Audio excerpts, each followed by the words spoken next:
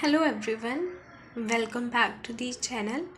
और आज की इस वीडियो में हम स्टार्ट करने जा रहे हैं एक्सरसाइज 6.1, आपका 6th chapter that is lines and angle.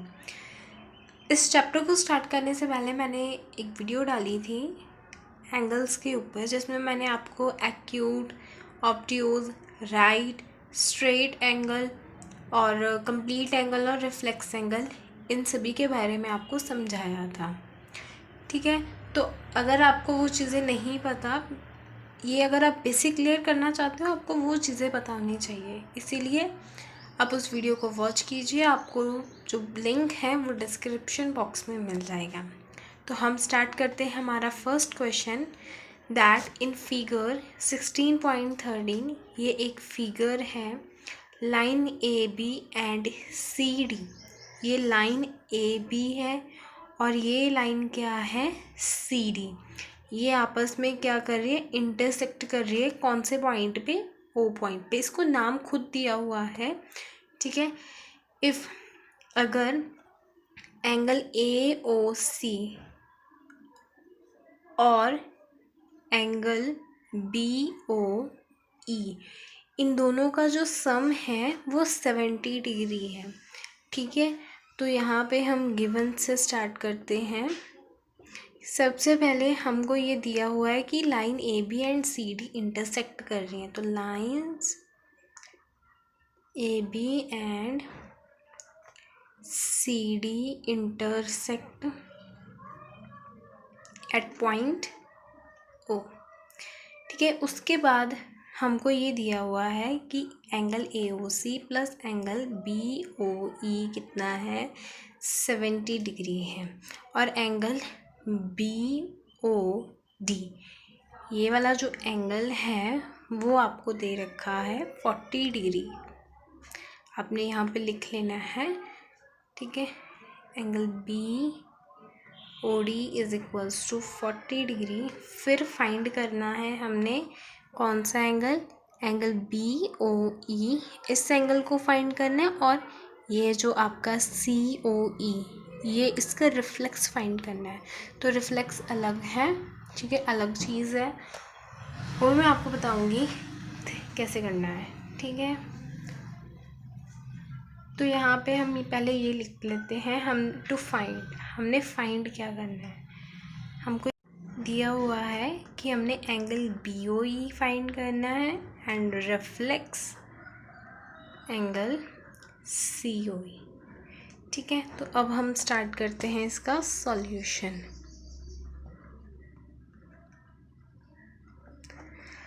अगर आप ध्यान से देखो, मैंने आपको एक थ्योरम करवाई थी वर्टिकल ऑपोजिट एंगल के ऊपर। तो यहाँ पे अगर आप देखो, ये एंगल बी ओ डी और एंगल ए ओ सी, ये वर्टिकल ऑपोजिट एंगल है, ये इसके ऑपोजिट एंगल है।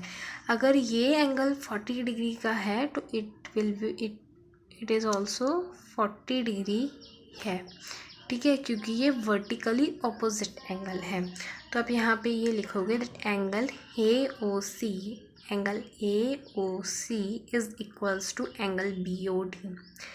बी ओ डी रीज़न क्यों है, क्योंकि ये वर्टिकली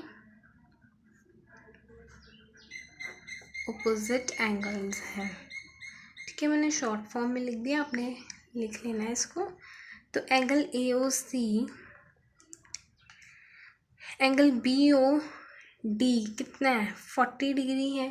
तो यहाँ पे आप 40 डिग्री लिख दो। अब हमको हमारे पास एंगल ए ओ सी भी आ गया, दैट इज़ 40 डिग्री, कि हाँ वो 40 डिग्री का है, ठीक है। तो अब अगर आप ध्यान से देखो, हमारे पास ये एंगल भी आ गया, ये एंगल भी आ गया, है ना। और अब हमने फाइंड क्या करना है, ये वाला एंगल और ये वाला एंगल। इस एंगल को कैसे फाइंड करोगे अब आप, इसको फाइंड करने के लिए आपने इसको फाइंड करना है। ये कैसे फाइंड करोगे, अगर आप ध्यान से देखो, यहाँ पे हमको गिवन में दिया हुआ है कि एंगल ए ओ सी को अगर हम प्लस करते हैं तो हमारे पास एंगल बी ओ ई, इन दोनों एंगल का जब हम सम करते हैं हमारे पास 70 डिग्री आता है। तो आपने यहाँ पे यही करना है जो आपको गिवन दे रखा है। आपने इसको नहीं अभी फाइंड करना है, इसको छोड़ दो, भूल जाओ कुछ है, हमने इसको फाइंड करना है। इसको कैसे फाइंड करोगे, यहाँ पे हमको हिंट दे रखी है कि एंगल AOC और एंगल BOE को जब हम प्लस करते हैं इक्वल्स टू 70 डिग्री। ठीक है, तो अब आपने यहीं इस चीज़ को यहाँ पे मैं लिख देना है, angle AOC plus angle BOE is equals to 70 degree. अब एंगल AOC हमारे पास 40 डिग्री है, हमने सॉल्व किया है, प्लस एंगल BOE ये 70 डिग्री। अब एंगल BOE यहाँ रह गया और ये 70 माइनस 40 डिग्री, ये प्लस है, इधर आके माइनस। तो एंगल BOE 70 जो है, 70 में आप 40 को माइनस कर दोगे, यू विल गेट 30। ठीक है, 30 आंसर आ गया। मतलब जो हमारा एंगल BOE है वो कितना है, वो 30 डिग्री है। ये ना आपको हिंट दी हुई है यहाँ पे। अब ये आपने एनालाइज करना है कि इसको हमने कहाँ यूज़ करना है। ठीक है, अब हमारे पास ये वाला एंगल जो है वो कितना आ गया, 30 डिग्री। ये तो कोई एंगल यहाँ पे है ही नहीं है, तो अब हमारे पास यही बचा एंगल COE। पहले हम एंगल COE को फाइंड करेंगे, फिर उसके रिफ्लेक्स को फाइंड करेंगे। अब इससे देखो कैसे करना है।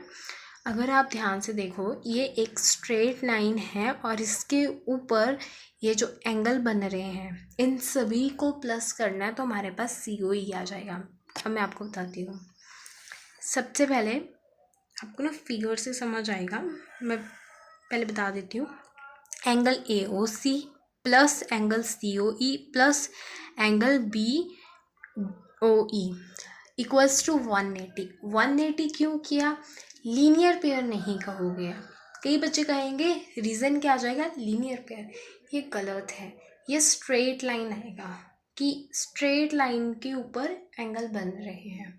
स्ट्रेट लाइन क्यों आया, आप लीनियर पेयर क्यों नहीं लिख सकते। आप लीनियर पेयर तब लिखोगे जब एक सिंगल लाइन पे एक लाइन हो और दो एंगल बन रहे हों। जैसे एग्जाम्पल के लिए ये एक लाइन है, ये एक स्ट्रेट लाइन है और यहाँ पे दो एंगल बन रहे हैं, एक और दो एंगल बन रहे हैं। एग्जाम्पल के लिए समझा रही हूँ, इस क्वेश्चन में नहीं है। दो एंगल बन रहे हैं तब हम लीनियर पेयर कहेंगे, लेकिन यहाँ पे तो एक दो तीन एंगल बन रहे हैं, तो हम इसको लीनियर पेयर नहीं कह सकते। ठीक है, तो जैसा मैंने आपको बताया वैसा लिख लो, that angle AOC plus angle COE plus angle BOE is equals to 180 degree. क्यों, क्योंकि ये स्ट्रेट लाइन है। जब जो स्ट्रेट लाइन होती है वो 180 डिग्री की होती है ना, तो सम ऑफ स्ट्रेट लाइन कितना होता है, 180 डिग्री। तो एंगल AOC हमारे पास कितना है, 40 डिग्री, तो मैंने यहाँ पे 40 डिग्री लिख दिया। एंगल CO और E हमको पता नहीं, एंगल BOE हमारे पास कितना है, 30 degree which is equals to 180 degree. यहाँ पे मैंने लिख दिया है 40 plus 30, 4 5 6 7 70 plus angle COE is equals to 180 degree. अब ये जो आपका COE इज इक्वल्स टू 180, ये प्लस से इधर आके हो जाएगा माइनस। अब आप माइनस कर दो, यहाँ पे अब आपके पास कितना आ गया, 110। अब आपने ना एंगल को फाइंड किया है, आपको बताती हूँ, एक मिनट। आपने इस एंगल को फाइंड किया है, 110 है ये, लेकिन अब आपने रिफ्लेक्स फाइंड करना है। जब आप रिफ्लेक्स एंगल फाइंड करते हो तो आपने 360 में से आपको जो एंगल दिया उसको सब्ट्रैक्ट करना है। मैं समझाती हूँ आपको। तो COE का हम रिफ्लेक्स कैसे फाइंड करेंगे, अब इसको देखो।